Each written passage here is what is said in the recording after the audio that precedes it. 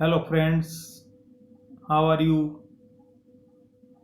पिछले व्याख्यान में हमने ब्रिटिश शासन व्यवस्था में विधि के शासन और न्याय व्यवस्था के संबंध में बात की थी और हमने विस्तार से वहाँ की कानून व्यवस्था, न्याय व्यवस्था को जानने का प्रयास किया था।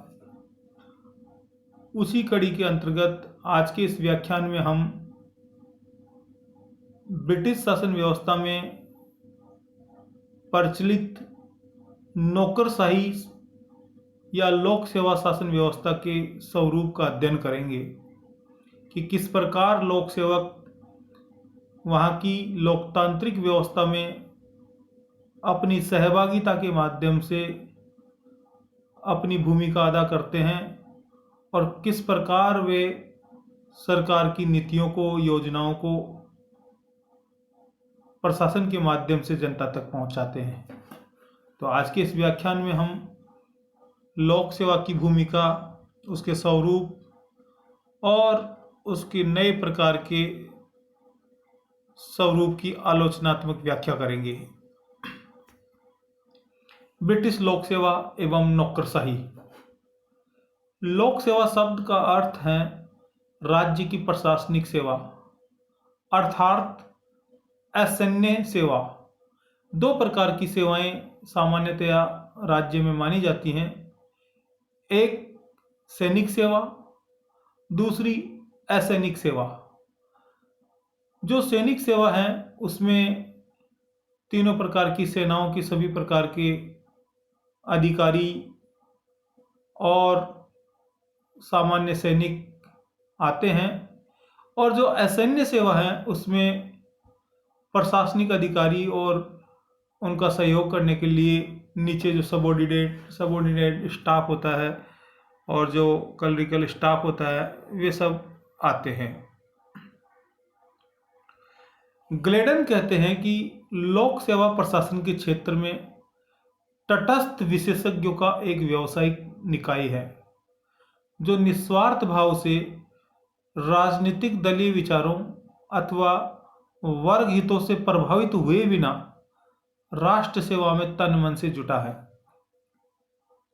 यानी ये जो लोक सेवक होते हैं, अब इनकी विशेषताएं भी इस कोटेशन में आपको दिखाई देती है, हालांकि इसकी बात हम आगे भी करेंगे।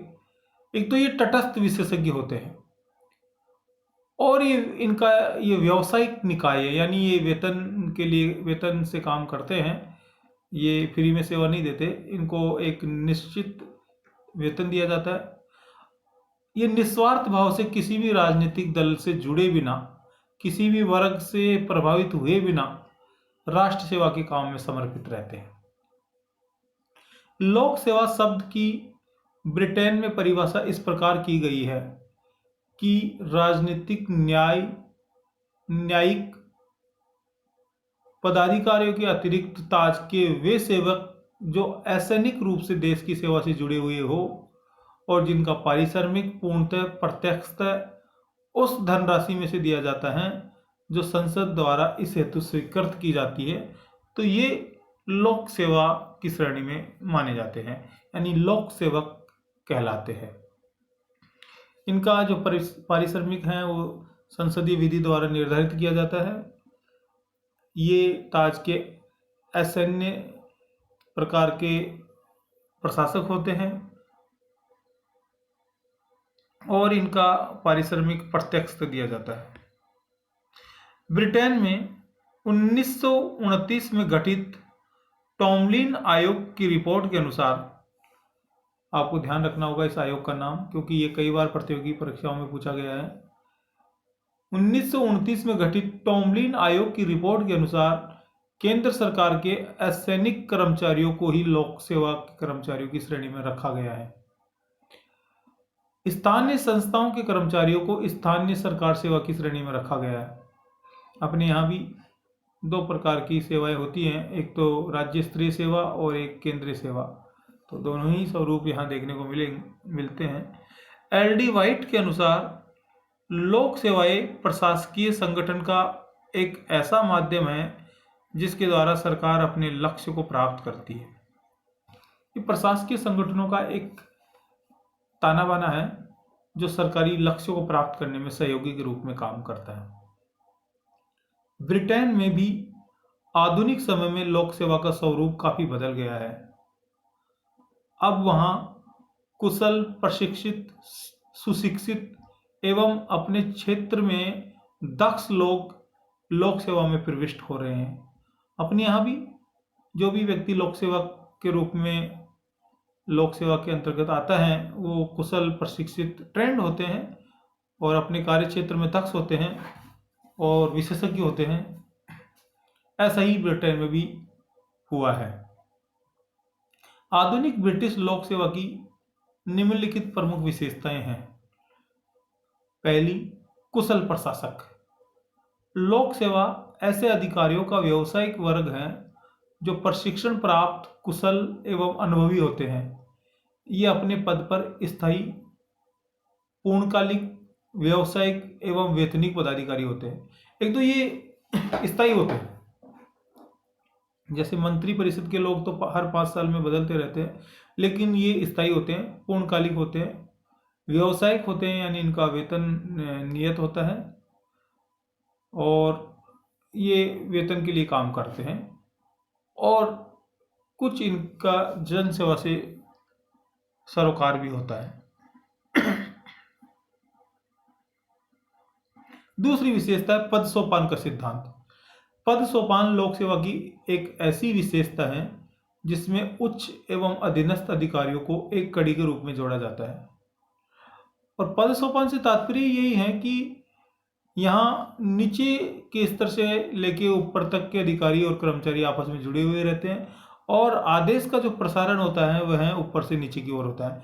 यानी एक कड़ी से दूसरे कड़ी के माध्यम से आदेशों का प्रसारण होता है और कार्यों को युक्त समयबद्ध तरीके से और व्यवस्थित रूप से संपन्न करवाने का प्रयास किया जाता है।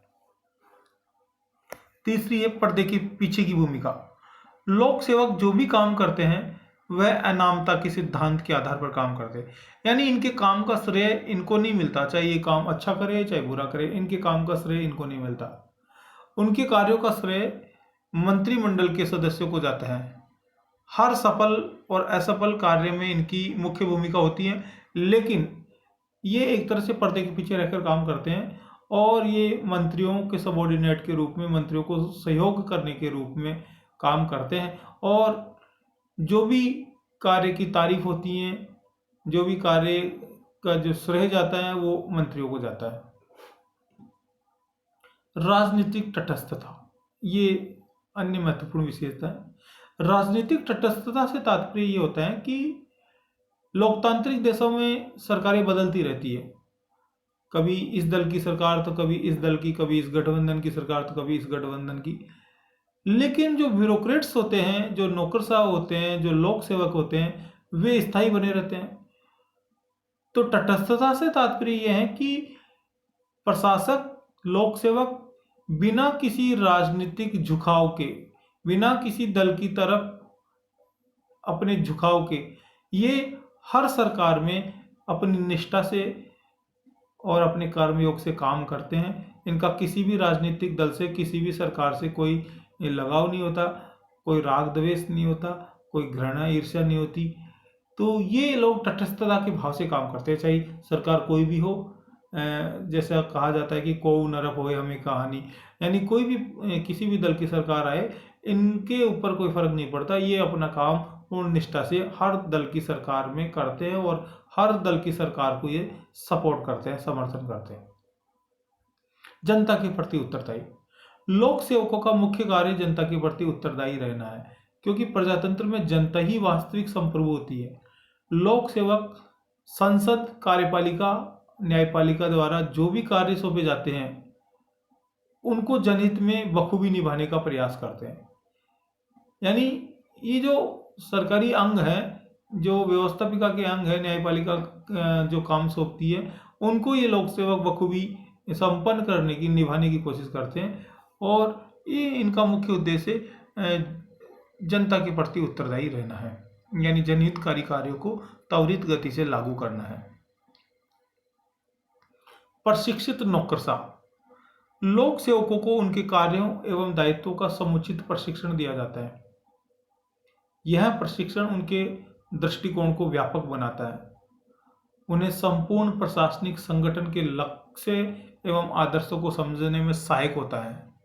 यानी इनको एक व्यापक प्रशिक्षण दिया जाता है, समग्र प्रशिक्षण दिया जाता है। S.E. फाइनर ने अपनी प्रसिद्ध पुस्तक, ये पुस्तक भी कई बार प्रतियोगी परीक्षाओं में पूछी गई है, ए प्राइम ऑफ पब्लिक एडमिनिस्ट्रेशन में लिखा है कि लोक सेवा का अस्तित्व लाभोपार्जन के लिए नहीं होकर सेवा के लिए है। यानी लाभ प्राप्त करना, लाभ कमाना इनका कोई उद्देश्य नहीं है, इनका केवल और केवल एक ही उद्देश्य है, जन सेवा या जनता की सेवा। तो इस प्रकार ये लोग जन सेवा की भावना से प्रेरित होकर काम करते हैं। ब्रिटेन में लोक सेवकों के प्रमुख कार्य। लोकतंत्र में विधायी, कार्यपालिका एवं न्यायिक कार्यों की दृष्टि से लोक सेवकों की भूमिका बहुत महत्वपूर्ण हो जाती है। मंत्रियों द्वारा नीति निर्माण इन्हीं लोक सेवकों की सूचनाओं एवं सुझावों के आधार पर किया जाता है। इनके द्वारा किए जाने वाले प्रमुख कार्य निम्न प्रकार हैं। नीति निर्माण करने में सहयोग। जो मंत्री नीति निर्माण करते हैं उसमें प्रशासकों की भूमिका बड़ी अहम होती है, बहुत महत्वपूर्ण भूमिका होती है। प्रशासक जैसा फीडबैक देते हैं, प्रशासक जैसी सूचनाएं देते हैं, प्रशासक जैसा सुझाव देते हैं, उसके आधार पर नीतियों का निर्माण होना स्वाभाविक है, क्योंकि ग्रास रूट लेवल पर इन नीतियों को लागू करने की जिम्मेदारी भी इन्हीं प्रशासकों की होती है। तो इनको वास्तविक स्थिति का ज्ञान होता है, धरातलीय स्थिति का ज्ञान होता है, ये जमीनी स्तर से जुड़े हुए रहते हैं। मंत्रियों को सलाह देना, ये मंत्रियों को सलाह देने का काम करते हैं, अच्छे कार्यों की सलाह देने का काम करते हैं। मानना या न मानना उनकी इच्छा पर निर्भर करता है। नीतियों को क्रियान्वित करना, संसद के द्वारा, मंत्रिमंडल के द्वारा जो भी नीतियां बनाई जाती है उन नीतियों को व्यवस्थित रूप से लागू करने का काम और उन नीतियों का भाग जनता तक पहुंचाने का काम लोक सेवकों के माध्यम से ही किया जाता है। लोक सेवक हर छोटी से छोटी, हर बड़ी से बड़ी योजना को केंद्र से नीचे ग्रामीण स्तर तक पहुंचाने और लागू करने का काम करते हैं। तो नीतियों को क्रियान्वित करने में इनकी बहुत महत्वपूर्ण भूमिका होती है। अर्ध न्यायिक कार्य, प्रशासकों के द्वारा अर्ध न्यायिक प्रकार के कार्य भी किए जाते हैं। अर्ध न्यायिक यानी न्यायिक कार्य तो न्यायालय द्वारा किए जाते हैं, लेकिन अर्ध न्यायिक से तात्पर्य है कि छोटे मोटे विवाद, छोटे मोटे डिस्प्यूट्स जो होते हैं वो उनको ये प्रशासक अपने स्तर पर हल कर लेते हैं। और आपने देखा होगा कि कलेक्टर को तो यहाँ जिलाधीश के रूप में भी पुकारा जाता है, यानी एक कार्यपालक मजिस्ट्रेट कहा जाता है। तो ये इनको कुछ हद तक दंडित करने का, कुछ हद तक जुर्माना लगाने का और अपने स्तर पर वादों को निपटाने का इनको अधिकार होता है, इनको पावर होती है।